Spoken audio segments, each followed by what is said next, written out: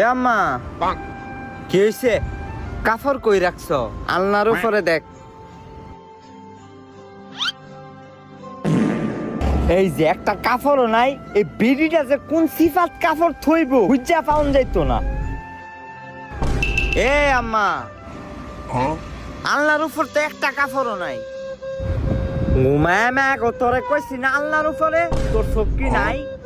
আবার সেট দেহা, তুমি আয়েরা দেহ বিশ্বাস না হইলে যদি ফাই তরে।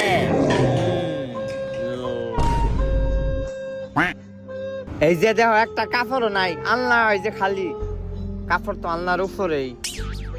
হাই রে কপাল, কাপড় তো আল্লাহর উপরে নাই বেডি।